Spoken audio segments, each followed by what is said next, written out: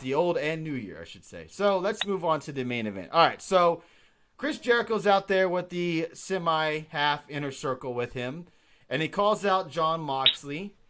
And someone else joined the Discord. Thank you guys. I should have exited out of it. So we get get Chris Jericho. He calls out Moxley. Moxley says here we go. I'm sorry. Chris Jericho calls out Moxley. Jericho has the keys to the car. He promised Moxley, and if he wants to join, they are going to party all night long. Jericho then asks Moxley what his answer was. Moxley says he's had a week to think about it, and there's a lot that goes into this decision. He tells the fans that they may think they know what his goals are, but they don't, nor does Chris Jericho. Moxley runs down what Jericho offered, but says he doesn't want any of it. I didn't come to AEW because someone backed a truckload of money to my house. I can't be bought. He then says he'll join the group. And they really played it off very well. Like, they had like them a minute. Thank you, mother. My mother's in the house as well here watching the chat or watching the show. We had. Does she like Orange Cassidy? I'm not sure if she watched that segment. She's not a big fan of NXT. She is not a big fan. I thought you said AEW. No, she's NXT. Okay. She just doesn't like the way it's portrayed, I guess. But anyways, back to the main event. They played it up very well. They had the champagne of Chris Jericho, the little bit of the bubbly there. And they're popping bottles, and they're bursting the champagne bottles, and they're celebrating. And Moxley ends up going back to Jericho, and, he zips down his jacket, reveals the Moxley inner circle shirt, and says he wants to dominate, and this group is the most powerful group in the company. Moxley says it says to be great, you have to be with the greats, and Jericho is one of the greats of all time. Moxley says he will dominate for years to come, and there's only one thing left to do, and that's pop a little of the bubbly.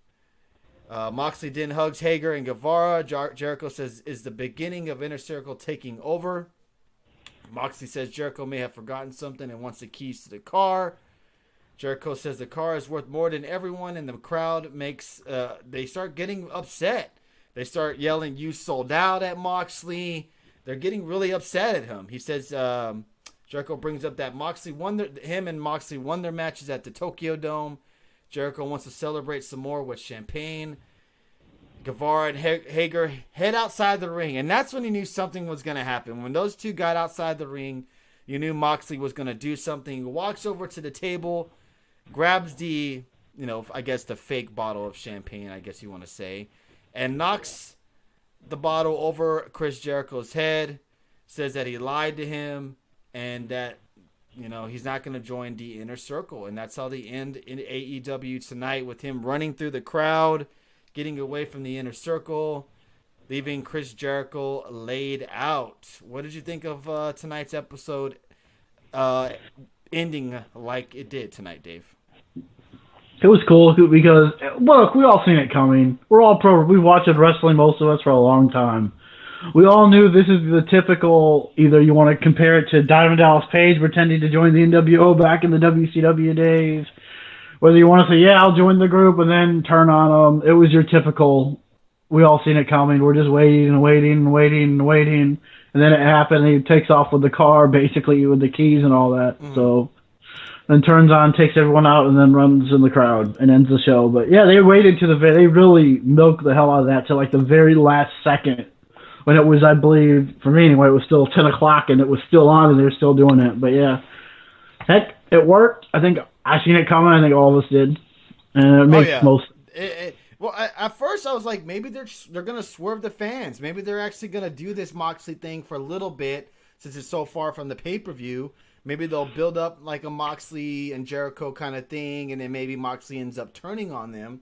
But no, that wasn't the plan tonight. They went with the other way, where we kind of figured Moxley was going to say no and did what he did tonight, where he attacked Jericho at the end of the night. Now, I think they made a mistake. You think they should have kind of milked it with Moxley a little bit? Or just left it, because look what the heat they were getting from this. Look, I mean, they could have started throwing trash in the ring for all we know. I mean, geez, they were getting bit. They would have ended with Moxley and Jericho just celebrating and goes off the air. And the crowd was already pissed off. Maybe they didn't want the crowd to be mad, but still. Man, they had a chance to get some real heat with that. Yeah, they absolutely could have gotten some. They were getting legit heat. Like, Moxley was getting called sold. You're sold out. You sold out. Chance. It really seemed like it would really work through the crowd. That's why I was saying maybe they could have went with the Moxley stuff just for a little bit, and then have him turn maybe in February, the month of the pay-per-view, on Chris Jericho. Let me see. But left it alone and say fucked it because this is such great heat on it. Let me see. Let's go up to turn up to Orange should be on Impact with the Swinger. He would fit in perfect, says Bill. Brandy Rhodes is ass. I hated Stephanie and I hate Brandy even more, says Gainikus. Adam Palm says, yeah, this is pretty tame, says Adam Bomb. Oh, they had independent dates. What are you talking about? This is pretty tame. What do you mean by that, Adam Bomb? Normally I'm the one making Dave and Tony yell, says Adam Bomb. Yeah, Brandy doesn't impress me, says Sinister. Steven2411 in the chat says, I thought it was funny during the commercial break, Sammy put up the cue cards for the audience to read. That's entertainment. I like that. I don't want to be that guy, but never mind. Go ahead, Red Sox fans. Say it. Go ahead. Do your best. Cody created AEW to bury the elite, book himself to never lose, and to give his wife a platform for her BS gimmick, says Ian Dunn. Wow. Well, I don't think he built the elite or built this AEW company, but I could definitely see where he becomes a part of Brandy's Nightmare Collective and they just have a stable of their own with the Nightmare family. Because they have said Arn Anderson is a Nightmare family coach. Or maybe the Nightmare Collective, they might have said that. So, if anything, they could break off to their own thing and the elite do their own thing. I could easily see that. Let's see. Let's keep on going. I was expecting to say I had a week, and I'll let you know next week on Dragon Ball Z.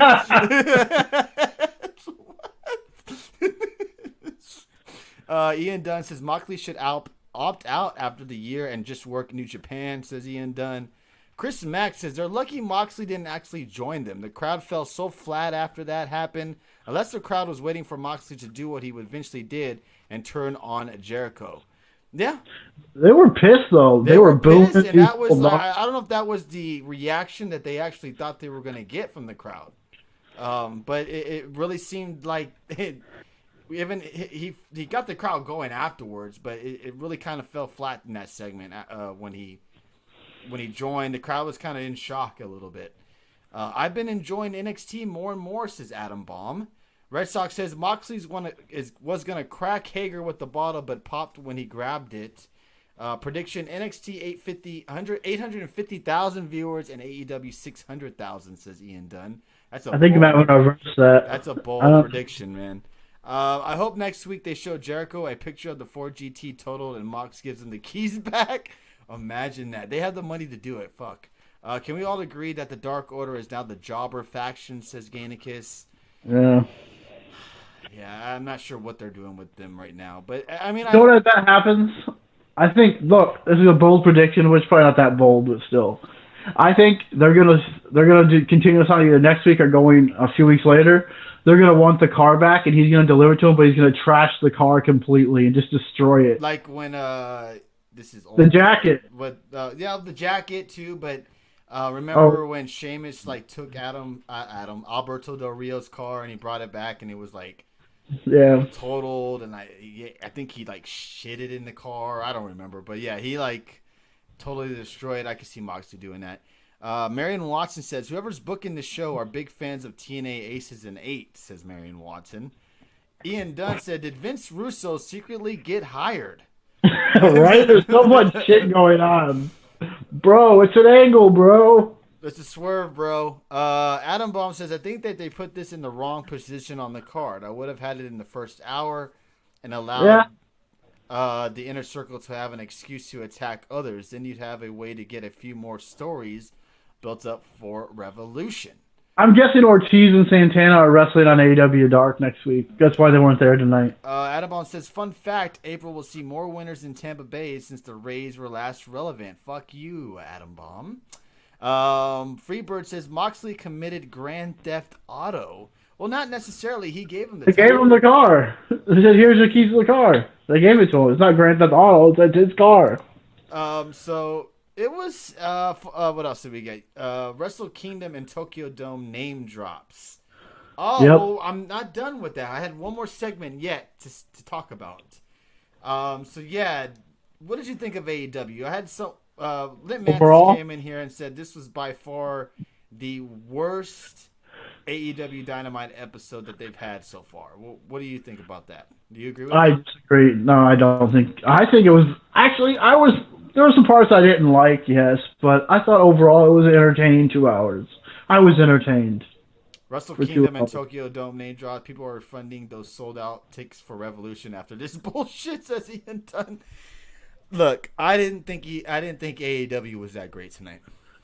Oh wow! Actually, I enjoyed it. I thought it was a that joke. good. I did the first two matches on the card. Oh, excuse me. The second and third matches killed it in the first hour for me.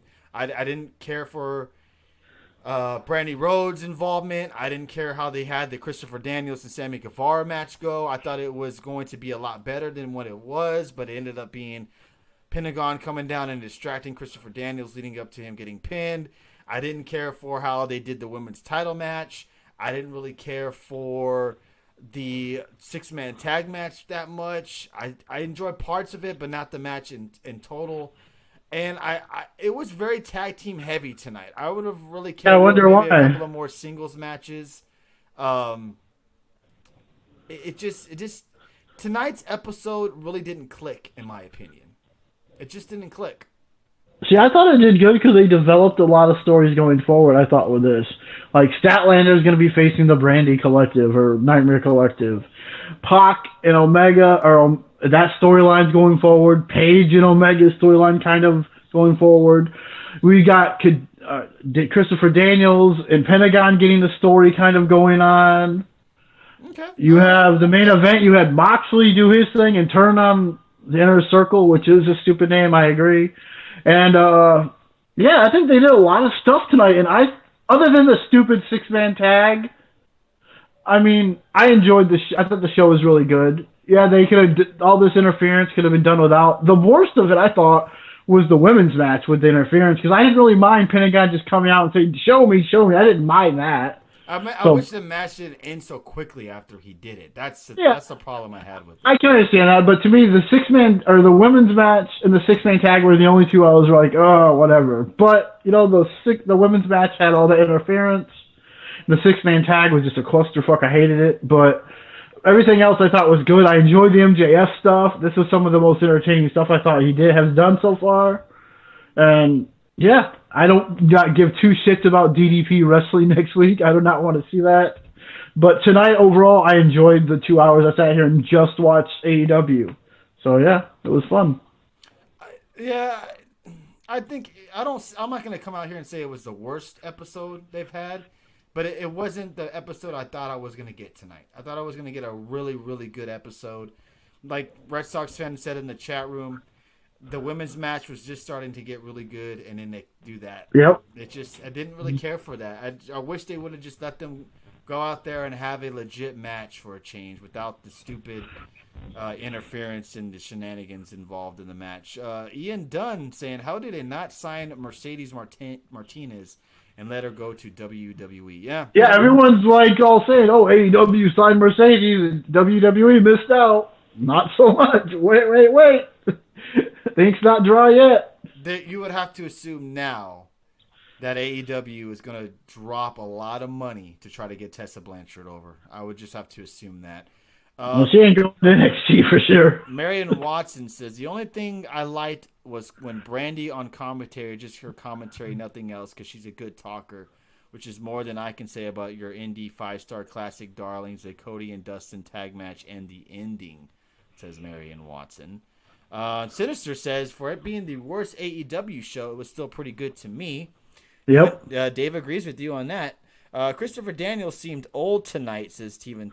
Yeah, I disagree. I thought Christopher Daniels looked good out there before the Pentagon thing. I thought, hey, he's looking pretty good. Then at the end, after that big clusterfuck of everything, he hit a moonsault perfectly. So fuck you, Pentagon. He hit the moonsault. They postponed the Statlander match for that shit to happen. Seriously, yeah. Yeah, I know. I think they want to play up a pay-per-view match, and it's like all over the place. And it seems like they're gonna say, I wouldn't be surprised if Britt Baker joins the Nightmare Collective now. I would. I think what they need to do with Britt Baker is have someone who's as a face come up to Britt and say, "Hey, why didn't you go out there and help us or help them when they were getting attacked?" And try to build Britt Baker to a hill. Because you know what's strange? I think they need that for her. I think everyone would maybe everyone wouldn't agree with me, but Britt Baker just doesn't belong there. To me, she doesn't seem like she wants to be there either. I mean, it just seems like, I would say just let her go. Let her go to NXT with Adam Cole, because that's where she seems like she wants to be. And all her friends are there. So she has all her friends are in NXT. It's like, I don't think she even wants to be there, honestly. Maybe she does. I don't know. Maybe I'm reading too much into it, but she just does not seem like she's enjoying it.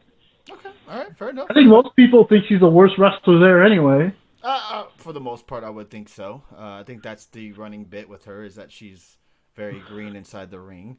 Ganica says, listen, that women's championship match was awesome to the interference, and I was like, this is Impact Wrestling, says Aunt Ganicas. Sinister, interesting here, saying, I stopped watching pro wrestling back in the early 2000s, and AEW brought me back as a viewer. Hey, that's a huge compliment to AEW. I mean, shit, if they brought you back from years and years of not watching wrestling, that's pretty huge on their part. That's something you should probably share with them. 20 years? Yeah. That's pretty amazing that they brought you back. It has been reported she wants to be a coach for NXT, says Red Sox fan. Who's that? Oh, Britt Baker? Mercedes. Oh, Mercedes. Okay. Noob says, I really hate the AEW's women's title match tonight. Ruined forever, says Noob. Mercedes signing setbacks other girls, says Red Sox fan. What they need to do with Britt Baker is release her, says Candy Kiss. Marion Watson says, why would a good women's wrestler sign with AEW?